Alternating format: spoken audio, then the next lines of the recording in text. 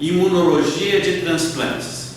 A genética do sistema HLA revolucionou a medicina. Os estudos iniciais proporcionaram conhecer as diferenças entre populações de polimorfismos HLA. Foi possível analisar até a migração de povos, como aconteceu na América com a passagem de poucos indivíduos pelo Estreito de Bering, no Alasca. Os transplantes de órgãos compatibilizados pelo HLA acontecem diariamente, sendo que milhares de pacientes são beneficiados pela troca de seus órgãos, danificados por doenças, por outros órgãos, oferecidos por doadores vivos ou falecidos. A apresentação de antígenos, por intermédio do sistema HLA, permitiu conhecimentos fundamentais para o entendimento de doenças e produção de vacinas. Os estudos de histocompatibilidade para transplantes foram estimulados pela combinação da ciência com a indústria e com laboratórios farmacêuticos. Os resultados das pesquisas da genética HLA associaram-se ao desenvolvimento de instrumentos inicialmente manuais e posteriormente automáticos. Imunologia de transplantes, genética HLA. A descoberta do sistema HLA. George Snell, durante 10 anos, cruzou camundongos irmãos com irmãs. Realizava transplante de tumores entre estes animais, até que conseguiu animais histocompatíveis, no sistema que chamou de H2. Esses animais aceitavam os enxertos tumorais. Jean Dossé identificou em humanos o soro de um paciente politransfundido que aglutinava em lâmina os leucócitos de outros indivíduos. Chamou esse soro de MAC e assim descobriu o sistema HLA, contrapartida do sistema H2. O sistema HLA quer dizer antígenos leucocitários humanos, porque foi inicialmente descoberto em leucócitos, mas posteriormente identificado em todas as células nucleadas do homem. O sistema HLA, ele faz parte do complexo principal de histocompatibilidade, que é um conjunto de genes existente no braço curto do cromossomo 6 humano. Esses genes, eles expressam-se na membrana das células por glicoproteínas HLA, chamado antígenos HLA, e que existem de classe 1 e classe 2. As de classe 1 apresentam domínios alfa 1, alfa 2 e alfa 3, e uma cauda intracitoplasmática, assim como as moléculas de classe 2, que têm domínios alfa 1, alfa 2, beta 1 e beta 2. Vocês observam nas setas o local onde vão surgir os peptídeos antigênicos, porque as células apresentadoras de antígenos apresentam peptídeos do antígeno, de vírus, bactérias, etc., por intermédio do sistema HLA.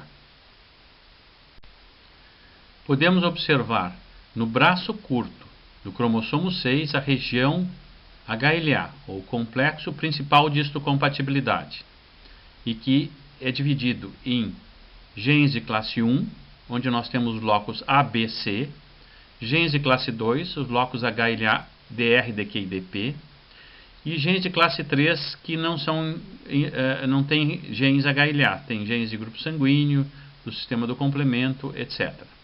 Então, em cada local desses, nós podemos ter vários genes de locus A, vários do B e assim por diante. Então, é um sistema muito polimórfico.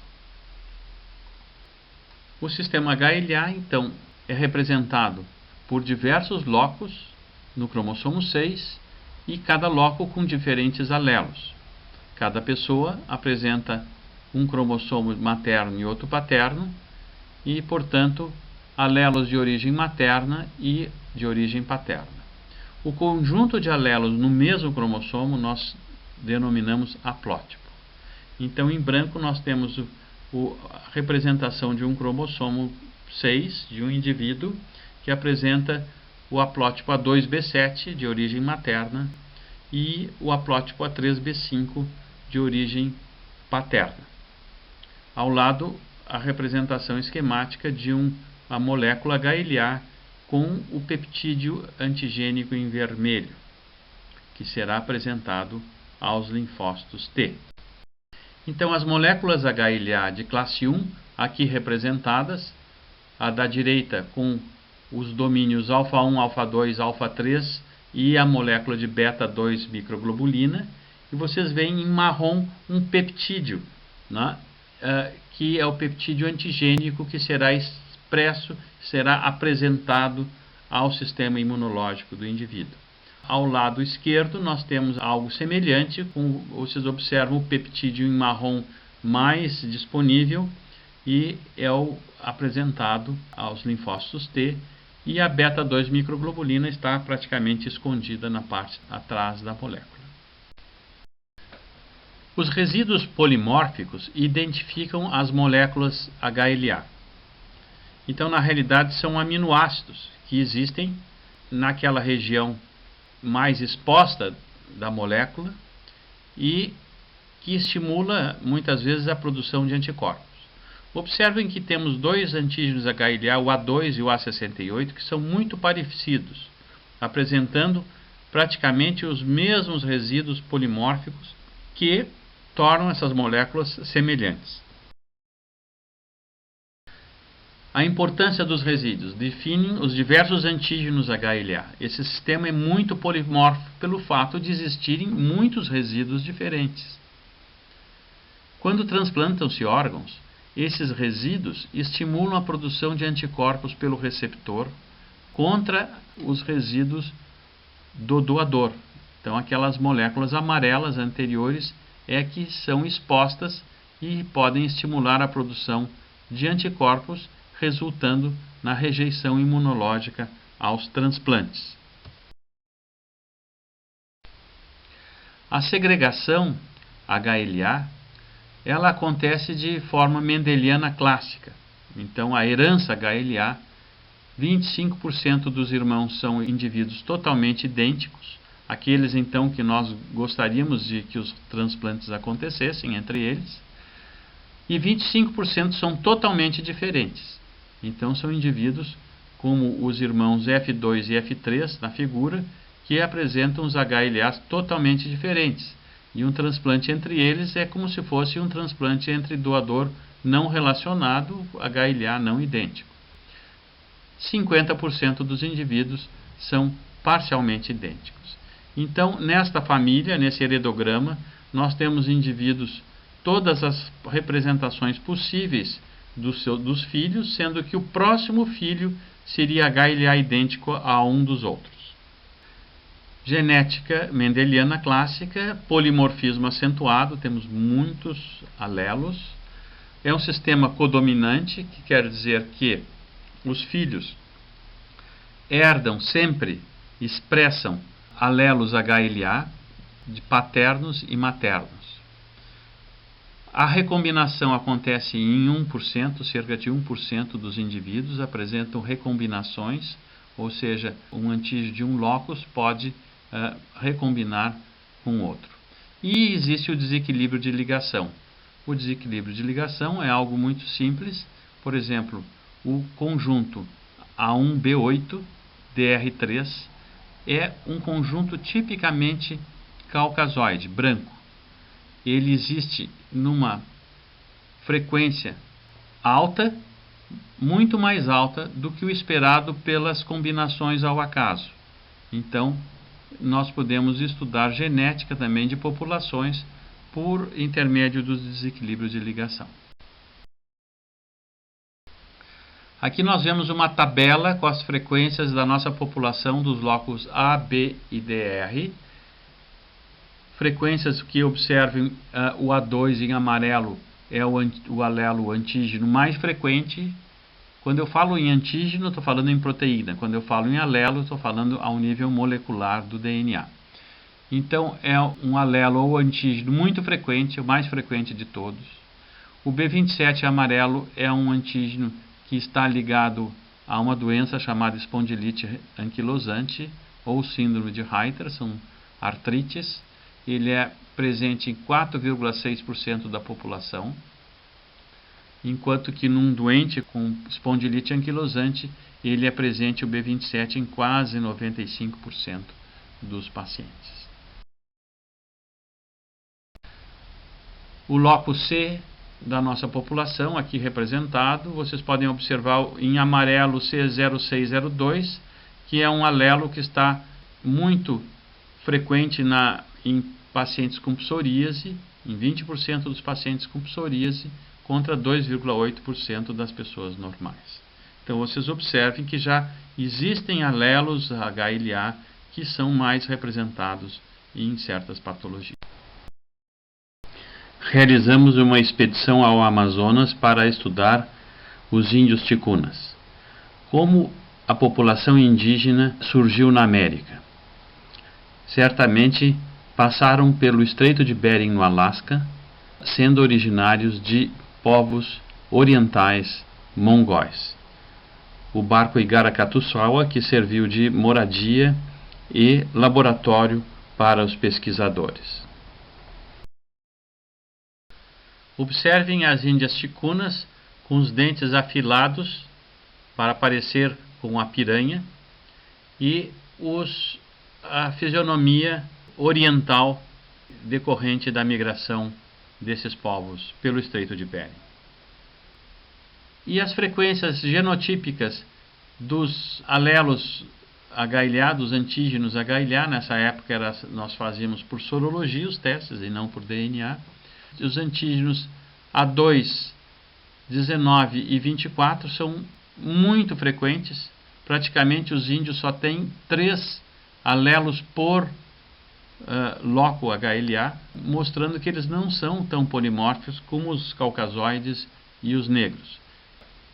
Esses estudos HLA que mostram o pouco polimorfismo de populações ticunas e também de outras populações de índios da América e mesmo esquimós, demonstram que a origem desses índios provém de migrações de povos no Estreito de Bering, no Alasca. São populações orientais descendentes de populações mongóis. Dossé foi o francês que ganhou o prêmio Nobel por ter descoberto o sistema HLA. O que o Dossé possuía um soro de um paciente que aglutinava os glóbulos brancos leucócitos de outros indivíduos. Esse soro era, portanto, ele deveria conter anticorpos. Eles seriam autoanticorpos contra antígenos próprios, ou eles seriam haloanticorpos, que identificavam determinantes antigênicos que diferiam entre indivíduos. Então, Dossé não sabia bem se ele estava frente a um sistema genético novo ou não. Cepellini, um grande pesquisador italiano, em 57, deu a solução para Dossé. Análise de gêmeos. Testar os anticorpos antileucocitários contra gêmeos dizigóticos e monozigóticos. O resultado foi que quando eram positivas reações em monozigóticos, eles sempre eram positivos. E quando os gêmeos não eram idênticos, às vezes aglutinavam um e não aglutinavam o outro, mostrando que nós tínhamos haloanticorpos que definiam antígenos de um novo sistema genético. Então, a descoberta do sistema HLA aconteceu por transfusões de um único doador que produziu anticorpos contra um antígeno leucocitário e que Dossé chamou de MAC. Esse era o anticorpo que não sabiam se era um halo-anticorpo ou não. Os soros anti-RH já existentes na época eram soros de multíparas que tinham anticorpos contra os antígenos RH. 10% deles também tinham anticorpos antileucocitários. Isso foi visto pelo Van Rode em 58. Van Rode foi um grande pesquisador na Universidade de Leiden e ele identificou que a gestação também estimulava a produção de anticorpos antileucocitários, não só transfusões, como o Dossé tinha mostrado. Ele transfundiu essa Mrs. HB, que, perguntada quando tinha recebido outras transfusões, porque ela teve uma reação transfusional grave, ela disse: essa foi a minha primeira transfusão que eu tive na vida, e não me fale mais em transfusões, porque eu não desejo mais fazer. Então, as transfusões não eram a única fonte de sensibilização. Essa senhora HB, ela tinha sido sensibilizada por gestações. A seguir, diversas universidades importantes no mundo começaram a dedicar-se ao estudo HLA. O Amos, na Universidade de Leiden, na Holanda, identificou os genes 4A e 4B. A Rose Payne chamou de LA1, Los Angeles, e LA2, e que correspondiam os antígenos A1, HLA-A1 e HLA-A2. O Van Rode chamou de 6A e 6B, e eram os alelos B7. Então, observe que no início houve uma confusão em relação à nomenclatura. Então, introduziram-se os workshops internacionais de histocompatibilidade, que estudaram famílias e populações, demonstrando e classificando melhor esse novo sistema genético. O Kismay-Nielsen, em Aarhus, na Dinamarca, identificou pela primeira vez o crossing over entre o locus A e B. Então, o HLA era um sistema onde existiam vários locus, e Van Rode descobriu em 70 o HLA locus C. Novas descobertas. Realizaram a prova cruzada do soro de 60 mulheres que tinham anticorpos contra os leucócitos, que aglutinavam esses leucócitos, contra um painel de leucócitos de 100 doadores normais. Já usaram computadores na época para observar o resultado de cada soro contra cada célula, possibilitando então identificar e classificar melhor os antígenos leucocitários, que tinham diversos nomes. O Walford iniciou com os testes de linfocitotoxicidade, que vieram a seguir dos testes de leucoaglutinação, e o Teraszak tornou os testes de microlinfocitotoxicidade apropriados e utilizados até hoje. O primeiro workshop internacional aconteceu nos Estados Unidos em 64, quando 13 grupos ou laboratórios reuniram-se para estudar o sistema HLA, organizando uma soroteca no Instituto Nacional de Saúde americano, quando também iniciou-se um intercâmbio internacional de reagentes entre a soroteca, os laboratórios e intralaboratórios. Os reagentes eram soros de multíparas, ou a placenta, soro de placenta de multíparas. Por quê? As mulheres, quando em gestação, durante o parto, o sangue fetal é injetado na circulação materna e a mãe pode produzir anticorpos contra o HLA existente nas células nos leucócitos fetais, mas de origem paterna, ou seja, anticorpos maternos contra HLA paterno. Então, esses soros, ou soros do sangue ou das placentas, servem como reagentes para os testes para os transplantes renais, que foram identificados como possíveis quando se realiza a compatibilidade HLA. Então, o estudo do sistema HLA serve para a imunogenética, para os transplantes de órgãos e para o estudo de associação com doenças.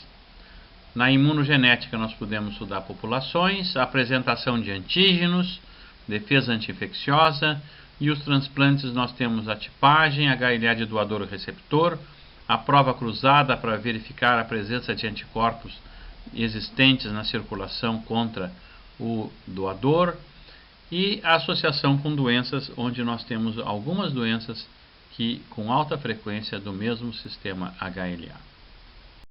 A importância biológica do HLA é, como disse Cepelini, a natureza não manteve o polimorfismo do sistema HLA somente para frustrar os transplantes, os cirurgiões de transplantes.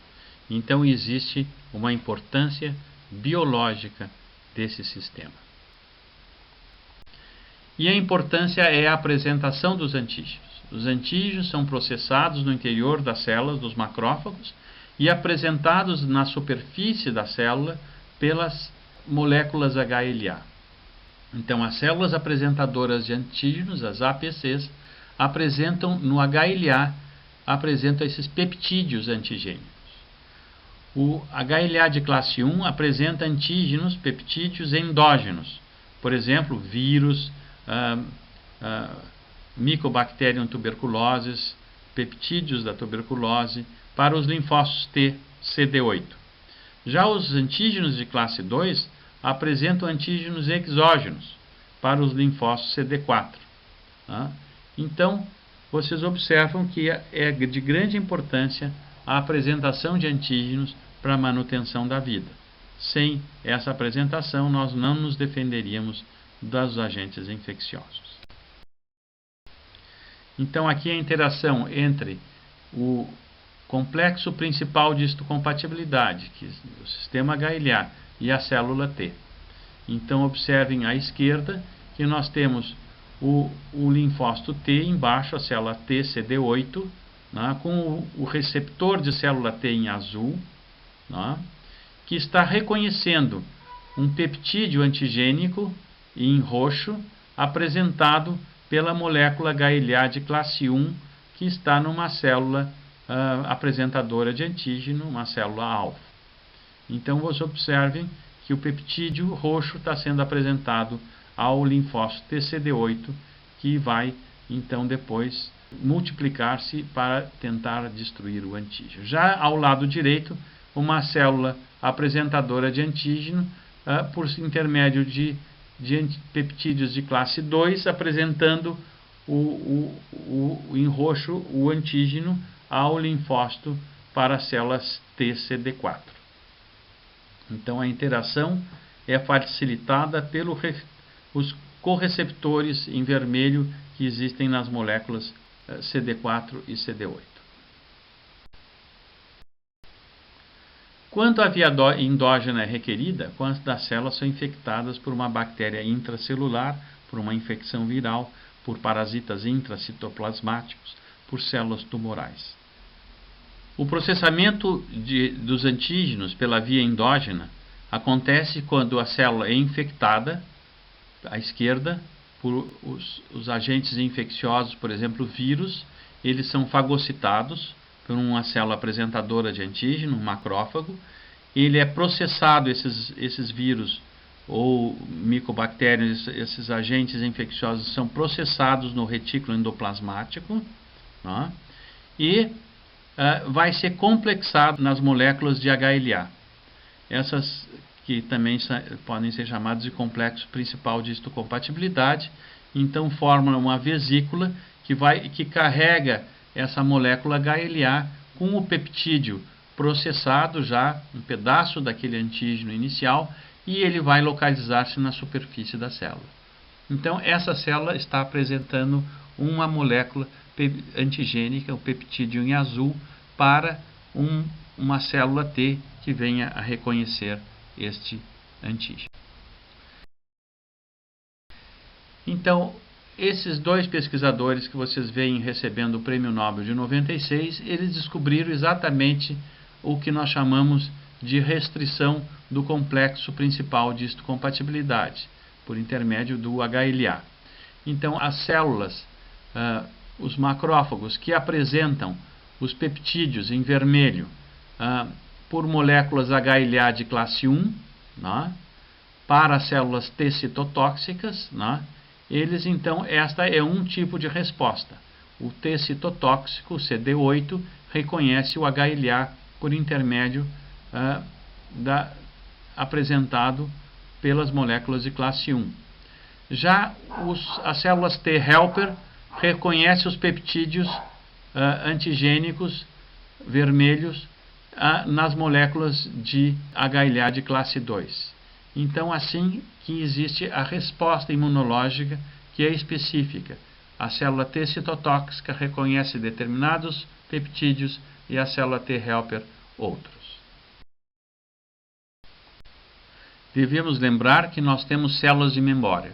Depois de que o linfócito T reconhece o antígeno na célula apresentadora de antígeno, ele produz células T efetoras, que vão destruir os antígenos, e células T de memória. Marcos da histocompatibilidade. O primeiro foi a identificação que a compatibilidade HLA entre doador e receptor de transplante renal aumentam a sobrevida do transplante. A seguir, diversos sistemas cooperativos foram organizados, como o Eurotransplante, France Transplante, Scandia Transplante, United Kingdom Transplant Service e diversos outros, inclusive no Brasil. Esses sistemas organizam a lista de espera, tendo a tipagem HLA cadastrada em um computador central de todos os pacientes, esperando por um rim de doador falecido. Quando acontece a doação, é realizada a tipagem HLA do doador e essa é oferecida ao computador, que seleciona os melhores receptores da lista de espera. A prova cruzada negativa, antes do transplante, foi considerada fundamental para o sucesso do mesmo. Foi organizado a posterior o Sistema Colaborativo de Transplante na Universidade de Heidelberg, favorecendo a pesquisa nesta área. Em relação aos transplantes de pele, quando na coluna A é realizado um transplante autólogo, nós temos que existe a pega do transplante e a resolução em torno do 14º dia. Quando na coluna B nós realizamos transplantes de pele entre doadores não relacionados, nós observamos que ao nível do 14º dia temos trombose e necrose do tecido transplantado. E quando é realizado um segundo transplante no mesmo paciente, com o mesmo doador, nós temos que a perda do enxerto acontece em torno do 5º a 6º dia. Uma perda acelerada, portanto. Os transplantes podem ser autólogos, entre tecidos do mesmo organismo, singênicos, entre doadores gêmeos idênticos, halogênicos, entre transplantes realizados entre indivíduos da mesma espécie, e xenogênicos, transplantes entre espécies diferentes, por exemplo, do porco para o homem. O primeiro transplante aconteceu em 54 entre doador e receptor gêmeos idênticos. Foi realizado pela equipe do professor Joseph Murray e John Merrill, que receberam o Nobel de Medicina. Os transplantes de rim são o tratamento para estágio final da insuficiência renal crônica. Pode ser realizado com um doador vivo, relacionado, um irmão HLA idêntico, ou com um doador cadáver, muitas vezes selecionado pelos sistemas cooperativos. A compatibilidade DR é mais importante que a do locus A e B para a sobrevivência do enxerto. Fatores que afetam o sucesso do enxerto são o grau de compatibilidade HLA, o uso de drogas imunossupressoras adequadas, a idade do doador e receptor, o tempo de isquemia fria, ou seja, o tempo entre o implante e a colheita do órgão doado, a pré-sensibilização, ou seja, a presença de anticorpos presentes antes do transplante, que acontecem por transfusões sanguíneas, transplantes prévios, gravidez, assim como as infecções podem afetar o sucesso. A sobrevida do paciente em 1 ano após o transplante de um rim é em torno de 95%. A sobrevida em 5 anos chega entre 70% a 90%. Quanto maior a compatibilidade HLA entre doador e receptor, maior a sobrevida e menor o índice de rejeição. A imunopatologia da rejeição. O maestro do sistema é o linfócito CD4 T helper. O mestre de cerimônia, a célula dendrítica, apresentadora de antígenos. Existe uma fase de sensibilização e uma fase efetora. A fase de sensibilização é o reconhecimento dos antígenos, o halo-reconhecimento, que pode ser no próprio enxerto ou no tecido do receptor. O complexo principal de histocompatibilidade do doador pode ser reconhecido diretamente ou indiretamente por seus peptídeos. Então, nós podemos ter rejeições hiperagudas, quando já existem anticorpos pré-formados por gestação ou por transplantes prévios ou por transfusão. Nós podemos ter rejeição aguda, alguns meses após o transplante, e a rejeição crônica, que acontece ao longo dos anos. Então, resta que a gente preste atenção que a sensibilização do paciente com os antígenos HLA do doador podem acontecer dentro do órgão transplantado ou nos linfonodos do paciente, dependendo da migração de células que contêm HLA para a periferia ou reconhecimento intra-órgão por células apresentadoras de antígenos.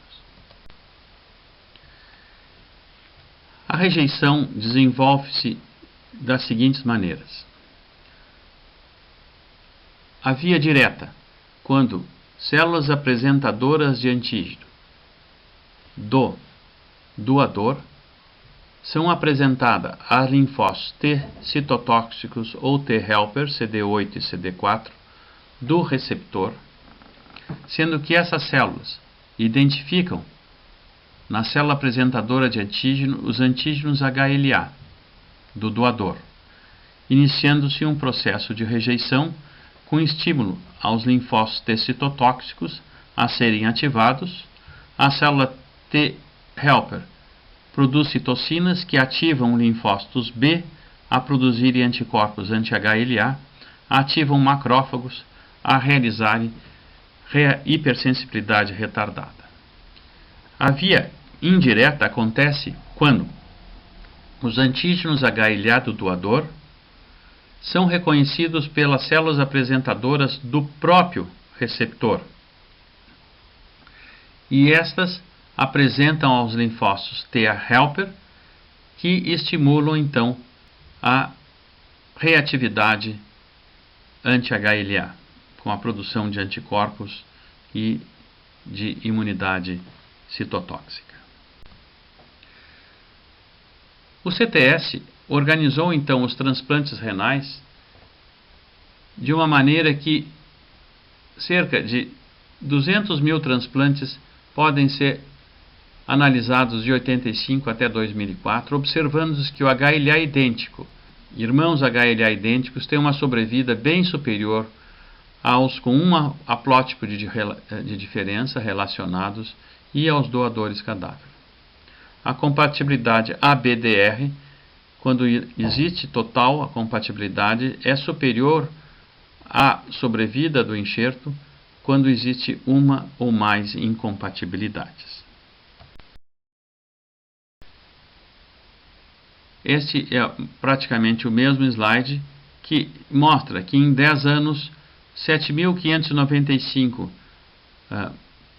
transplantes com doador HLA idênticos apresentam uma sobrevida bem superior aos demais.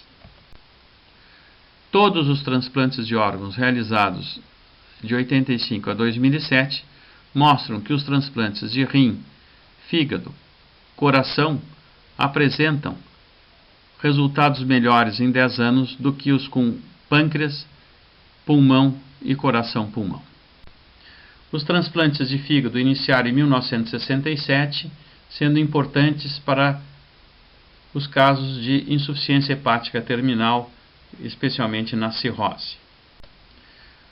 Esses transplantes apresentam-se com compatibilidade adequada, em torno de 60% em 10 anos, sendo que os primeiros transplantes têm sobrevida melhor que os retransplantes, o que acontece também com os transplantes de pâncreas. Em relação aos transplantes cardíacos, pode-se facilmente observar que os primeiros transplantes têm uma sobrevida muito melhor do enxerto do que retransplantes. Aliás, devemos assinalar que tanto os transplantes de fígado, pâncreas e coração, a compatibilidade HLA não é observada, porque nós não temos uma lista de espera com os pacientes para identificar o melhor doador para os receptores respectivos. Então, o transplante é realizado sem observar-se a compatibilidade HLA. Nesse slide vemos a equipe que realizou o primeiro transplante cardíaco no Brasil na fase pós-ciclosporina, a qual permitiu os transplantes não só cardíacos, mas de outros órgãos.